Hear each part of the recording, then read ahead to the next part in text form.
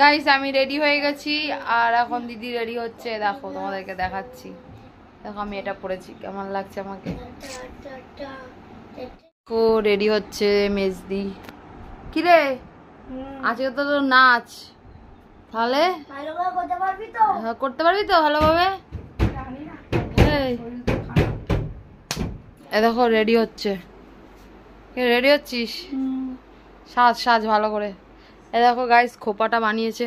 বিউটিশিয়ানদের ভাবি অবাক যে নিজে গেছি পার্লারে চুল বাঁধতে কিছু জানে না, আমি বলে বলে করিয়ে দিই। এটাই হয় না, খোপাটা এমনি সুন্দর হয়েছে। আমি করেছি নিজের খোপাটা নিজেই, আবার টাকাও দিলাম। খোপাটা ভালো হয়েছে, খোপাটা একদিক দিয়ে বলবো ভালো হয়েছে মোটামুটি। সত্যি কথা বলতে খোপাটা ভালোই হয়েছে, খুব একটা যে খারাপ হয়েছে তা না, ভালোই হয়েছে। দেখো একটু রেডি হয়েছি তো বেস্টটা করে গেলাম বাড়ি থেকে, ওখানে তো রেডি হতে হবে। আর দেখো আয়না দিয়ে পেছনে চুলটা মানে আমি বলে বলে চুলটা করিয়েছি। তো বলো কেমন লাগছে? নিজের সাজ নিজেই সব কিছু করেছি। তা নাচের জন্য চুলটা বেঁকা করে দিয়েছে, মানে এখান থেকে হতো সেটা। তো চলো মোটামুটি আপাতত হচ্ছে, কিন্তু শরীরটা ঠিক নেই, মানে কালকে রাতের বেলা আমাকে ইনহেলার নিতে হয়েছে, এত শরীরটা খারাপ। তো চলো দেখতে থাকো, সাথে থাকো একটা ছোট্ট ব্লগ। মা চলে গেলাম প্রোগ্রাম করতে, টাটা। লাগবে না, যা। চলে এসছে দেখো, এখন লিফটে উঠবে, এর জন্য দাঁড়িয়ে আছে। এখন রেডি হওয়া বাকি আছে, রেডি হওয়া বাকি আছে। অবস্থা অবস্থা কেরোসিন। তো ফাইনালি আমরা ইউনিভার্সিটির ভেতরে এখানে রুমে চলে এসেছি। তো এসে আমি অলরেডি রেডি হয়ে গেছি, আর আমাকে রেডি করেছে আমার বোন। তো পুরো অল ওভার ওই করেছে, আর একটা কাকিমা ছিল, উনি আমাকে এখানে শাড়িটা রেডি করে দিয়েছে। তো এখানে সবাই সবার হেল্প করে। তো এটা অবশ্যই গ্রুপ ডান্স, এটা একটা হয় যে সবাই সবাইকে দেখে। আর আমি বাড়ির থেকে যেহেতু চুল আর মেকআপটা করে গেছিলাম, তো ওখানে আবার টাচটা করলাম। তারপরে দেখো বোন আমাকে এগুলো করে দিচ্ছে। আমি তো এত গরম বাইরে, তো আরও একটা প্রোগ্রাম আছে নেক্সট দিন, তো সেটারও অল্প ভ্লগ তোমাদের শেয়ার করব। আর এখানে ডান্সের ভ্লগটা জাস্ট একটুখানি দিয়েছি, তো যেহেতু আমার অ্যালাউ নেই মিউজিক। তো দেখো এখানে সবার থেকে আমি একটু যেহেতু হেলদি ছিলাম, তো আমাকে এখানে ম্যাম বলেছে, যিনি আমার ম্যাম উনি তো ভীষণই একটা ভালো মানুষ। আর এখানকার কিছু বোন আছে, তারা বলছে দিদি তুমি ফিগারটা দেখো না, তুমি তোমার নিজের 100%টা দাও, যেই ডান্সটা তুমি করছো সেটা তুমি করো। তো আমি সেটাই করি। আর আমাকে দেখে অনেকে আবার বলে যে তুই তো তাও করিস, আমরা তো তাও করতেও পারি না। আর দেখো বন্ধুরা, মানুষ তো বসেই আছে পরনিন্দা পরচর্চা করার জন্য। হ্যাঁ অ্যাবসলিউটলি ফিগারটা কোনো ম্যাটার না, শিক্ষাটা আর যোগ্যতাটাই বড় ম্যাটার। এটা যেমন ঠিক তেমন আজকে সমাজে বাঁচতে গেলে আর নিজেকে ভালো রাখতে গেলে অবশ্যই রোগা হওয়াটা প্রয়োজন। কিন্তু দেখো মানে মোটা বলে যে আমি কিছু করব না এটা কিন্তু না। তো আমি হ্যাঁ রোগাও হব আস্তে আস্তে, তার মধ্যে আমার কর্মগুলো আমি করব, কারণ এটা আমার কর্মের জীবন। আর দেখো এখানে দেখেছো যেটা স্পিকার হয়, সেখানে এই জায়গাটা। তো এখানে দেখো বোনগুলো সবাই রেডি হচ্ছে, আর আমি ওদের সাথে কি কথা বলছি, তা একজন একজনকে কিভাবে হেল্প করছে দেখো জিনিসটা। মানে এই একতাটা থাকাটা খুব প্রয়োজন গ্রুপ ডান্সে, যেটা আমি আছি। আর আমার দেখো এটা আমার গ্রুপ ছিল, আমি ডান্স করেছি। তো এখানে সবাই গার্জেনরা ছিল, সবাই মায়েরা ছিল, আমার মা ছিল, আমার বোন, মানে আমার মা তো নেই, আমার বোন আছে, আমার বর আর আমার ছেলে।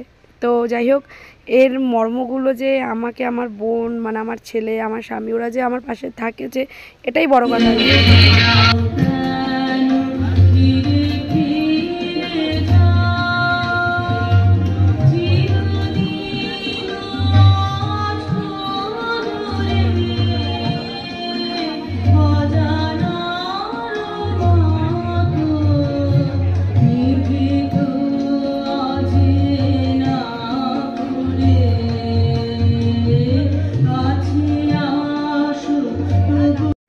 তো আমার ডান্স চলছে, তো বেশিটা মিউজিক আমাকে দেওয়া যাবে না এখানে। আর এই প্রোগ্রামটা আমাদের ইউনিভার্সিটিতে ছিল, তো স্যার থেকে শুরু করে সবাই এত পরিমাণে হাতে তালি দিয়েছে, এত পরিমাণে আমাদেরকে ভালোবাসা দিয়েছে। আর সবথেকে বড় কথা ফ্রেন্ড, আমার এখানে খুব কম প্র্যাকটিস ছিল। এখানে এরা সবাই 2.5 মাস ধরে প্র্যাকটিস করেছে, আর আমি সেখানে 1 মাসও ঠিকঠাক যাইনি। তো প্রথমে ক্যান্সেল করে দিয়েছিলাম, তো তারপরে আবার করলাম। তো যাই না ভুল ত্রুটি হয়েছে, তার জন্য তোমাদের সবার কাছে আমি ক্ষমা প্রাপ্তি। কেন একটা গ্রুপ ডান্সে একটু ভুল ত্রুটি আমার হয়েছে, কারণ ওদের হয়নি, কারণ ওরা অনেক প্র্যাকটিস করেছে, সে অনুযায়ী আমি কোনো প্র্যাকটিস সেরকম করিনি। তো মানে ইনকমপ্লিট করে গিয়ে যাও নাচটা করেছি, এটাই আমার কাছে অনেক বড়। তো ম্যাম বলেছে যে তুই না প্র্যাকটিস করে এত ভালো করেছিস, তাহলে তুই প্র্যাকটিস করলে আরও কত ভালো করবি। যাক, এই কথাটা শুনে আমি ভীষণ আনন্দিত হয়েছি, মানে মনে জোর পেয়েছি। আর সত্যি বড় কথা, যারা গুরু হয় তারা যদি তাদের স্টুডেন্টকে মানে মনে যে জোরটা সেটা যদি দেয় না, তো দুনিয়া যায় ভাড়মে। তখন নিজের খুব যে ভেতরে যে এনার্জি লেভেলটা সেটা অনেকটাই মানে বেড়ে যায়। তো যাই হোক, তোমাদের সামনে এই ভিডিওটা রাখছি। আর দেখো, আমি যখন কলেজ লাইফে প্রোগ্রাম করতাম তখন তো আমি মানে ভিডিওর সঙ্গে যুক্ত ছিলাম না, আমার বড় ফোনও ছিল না। তো তারপরে আবার এতগুলো অনেক স্টেজ প্রোগ্রাম করেছি, স্যারের কাছে ম্যামের কাছে অনেক প্রোগ্রাম করেছি। তো আবারও অনেকটা বছর পরে আমি ফিরলাম স্টেজ প্রোগ্রামে। এখন এর পরপরই আমার প্রোগ্রামগুলো রয়েছে, তো যতটা পারবো তোমাদের শেয়ার করবো। আর তোমাদের সবার ভালোবাসা আশীর্বাদ চাই। দেখো, হ্যাঁ, সবাই আমাকে কথাটাই বলে যে স্বাগতা মনের জোরে সব কিছু পারে। হ্যাঁ, হয়তো আমাকে মনের জোরটা রাখতে হয়, কেন যেই মা ছিল, মা চলে যাওয়ার পরে আমি সত্যিই উঠে দাঁড়াতে পারতাম না। মানে ইনহেলার টেনে কিন্তু আমি এই ভিডিওটা এই নাচটা করেছি, কেন আমার বুকে একটা কষ্ট হয়, মানে বেশি প্রেশার নিলে, বেশি টেনশন করলে এখন দেখছি আমার একটা কষ্ট হচ্ছে। তো এটাই ছিল। আর রবীন্দ্র জয়ন্তীর এই প্রোগ্রামটা আমাদের ইউনিভার্সিটিতে করা এত বড় মঞ্চে, এটা একটা ছোটোখাটো মঞ্চ না, এটা আমাদের কাছে অনেকটাই বড় মঞ্চ। কেন এই মঞ্চের ধন্যবাদ জানানোর জন্য সকলকে অনুরোধ করছি। অনুভবা ড্যান্স একাডেমি এই যে অনুষ্ঠান শ্যামা নৃত্যনাট্য আমাদের সকলের মন ছুঁয়ে গেছে। আপনাদের অনেক অনেক ধন্যবাদ এবং কৃতজ্ঞতা। আপনারা এইভাবে নিজেদেরকে আরো সুন্দর করে বড় করে আপনাদের প্রতিষ্ঠান আরো অনেক বড় হোক। গাইজ, এখন বাজে 9টার উপরে, এখন আমরা বেরিয়ে গেছি। আমরা এখন 9:24। তো এখানে সঞ্চিতা একটা ভুল বলেছে। তো আমি তোমাদেরকে বলেছি এটা কৃষি বিধানচন্দ্র ইউনিভার্সিটি ছিল। তো ইউনিভার্সিটি প্রোগ্রাম থেকে আমরা বেরিয়ে গেছি যখন 9:30 বাজে। তো তারপরে ও ইউনিভার্সিটির জায়গায় বিদ্যালয় বলেছে ফ্রেন্ড। তো তোমরা কি আর বলবো, তো আমি এটাকে বন্ধ করে দিলাম, আমি ভয়েস দিয়ে দিলাম। খুব সুন্দর একটা পরিবেশে আমি এখানে প্রোগ্রাম করেছি। চলে এসেছি বন্ধুরা, মানে এত ভালো হয়েছে। আর আমি ভুলভাল একটু হয়তো করেছি, তার জন্য তোমাদের কাছে সরি। আর ওটা আমি দেখাতে পারবো কিনা জানি না নেক্সট দিন।